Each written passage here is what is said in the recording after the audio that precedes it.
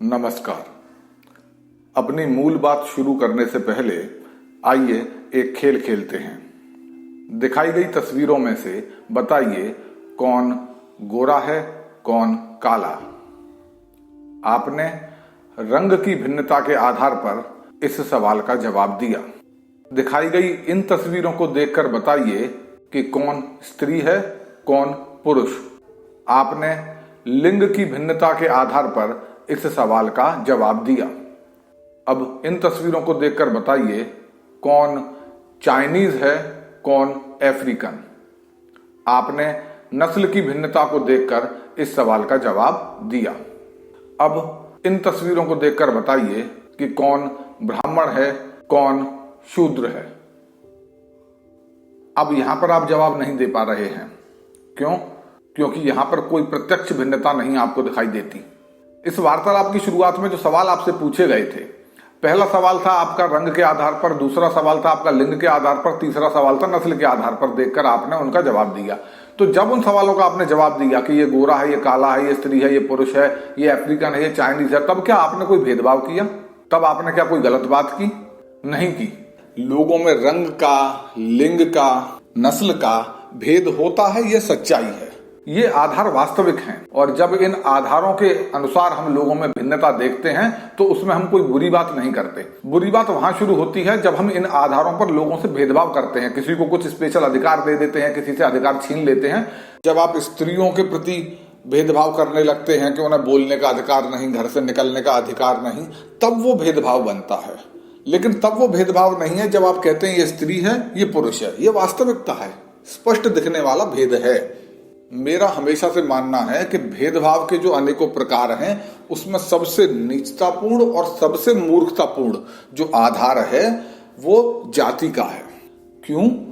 क्योंकि ये ऐसा भेदभाव है जिसका कोई आधार तक नहीं है।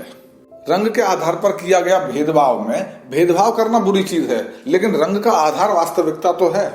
लिंग के आधार पर जो भेदभाव किया जाता है वो भेदभाव बुरा है, लेकिन लिंग के आधार पर लोगों में अंतर तो है। नस्ल के आधार पर अगर भेदभाव किया जाता है तो वो दुष्टता है। लेकिन यह भी सच्चाई है कि नस्ल के आधार पर आप में लोगों में भिन्नता दिखाई देती है। ये मूल इसका जो आधार है वो एक वास्तविकता तो है। लेकिन जातिवाद में जाति के आधार पर लोगों से भेदभाव करना दुष्टता तो है ही, इसमें जो उसका आधार है वो वास्तविकता में है ही नहीं। वो कोरी एक कल्पना है और एक कल्पना के आधार पर आप जब भेदभाव करने लगते हैं तब तो आप और बड़े मूर्ख और बड़े दुष्ट साबित हो जाते हैं। आप शरीर देखकर स्त्री का, पुरुष का, किन्नर का भेद समझ लेते हैं। आप रंग देखकर काले गोरे गेहूं का भेद समझ लेते हैं। चेहरा व बनावट देखकर नस्ल का अंतर पता कर लेते हैं। आप भाषा सुनकर भाषाई आधार पर भी अंतर समझ लेते हैं। लेकिन आप शारीरिक, मानसिक कोई भी परीक्षण आप करा लीजिए, आप यह नहीं पता कर पाते हैं कि उसकी जाति क्या है। और अच्छे से समझाता हूं, समाज की एक बुरी हकीकत यह भी है कि कई दुष्ट लोग अपने बच्चों को लावारिस की तरह सड़कों पर छोड़ जाते हैं और वे बच्चे अनाथालय में पलते और बढ़ते हैं। मैं आपको अनाथालय में ले जाऊं और ऐसे बच्चों के सामने आपको खड़ा कर दूं, तब क्या आप किसी भी परीक्षण के द्वारा बता पाएंगे कि उनकी जाति क्या है? आपके सामने 4 लोग खड़े कर दिए जाएं और आपको पूरी छूट दे दी जाए कि पहले इनको ऊपर से देखकर बता दो इनमें कौन से की जाति क्या है, आप नहीं बता पाओगे। फिर आपसे कहा जाए आप कोई भी मेडिकल परीक्षण करा लीजिए और उस परीक्षण के बाद बता दीजिएगा कि किसकी जाति क्या है, नहीं बता पाओगे। आपसे कहा जाए इनसे सवाल पूछिए, इन्हें कोई टास्क दीजिए, कोई क्रियाकलाप करा लीजिए, उससे आप पता कर पाए तो बता दीजिए इनकी जाति क्या है, आप नहीं बता पाओगे। जब आप नहीं बता पा रहे किसी भी तरीके से तो फिर आपकी जाति का आधार क्या है? क्योंकि आपने कुछ किताबों में, कुछ परंपराओं में कुछ चीज लिख रखी है केवल इसीलिए से। कभी कुछ लोगों के पेशों के आधार पर यह विभाजन शुरू हुआ और बाद में लोगों में आपस में पेशे भी बदलते रहे, सब कुछ बदलता रहा, लेकिन उस समय का बना हुआ विभाजन नाम के साथ वो चिपकाए घूम रहे हैं। बस यही इसका आधार है। यह ऐसी चीज है जो ना होकर भी हमारे दिमागों में है। एक मानसिक बीमारी होती है ना, जिसमें मनोरोगी को काल्पनिक लोग दिखने लगते हैं और वो एक काल्पनिक दुनिया में जीने लगता है और उसी को सच मानता है। उसे ये वास्तविक दुनिया अगर दिखाने की कोशिश की जाए तो उसे अच्छा नहीं लगता, उसे अपनी नकली दुनिया ही पसंद है। कुछ ऐसा ही हाल उन ड्रग्स लेने वाले नशेड़ियों का भी होता है जो एक अपनी काल्पनिक दुनिया में रहते हैं। उनको भी ये दुनिया अच्छी नहीं लगती। वास्तविकता के धरातल पर उनकी कल्पना जब टूटती है उन्हें अच्छा नहीं लगता, वो उसे स्वीकार नहीं करना चाहते।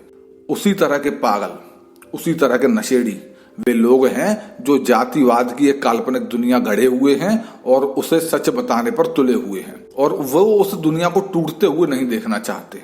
वो सह नहीं पाएंगे कि उनके सालों का, पीढ़ियों का जो नशा है वो इतनी आसानी से टूट जाए।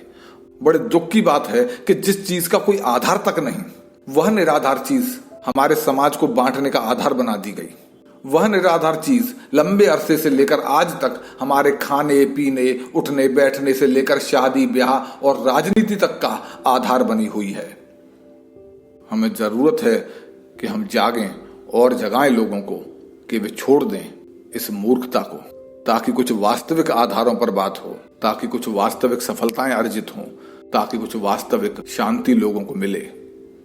धन्यवाद।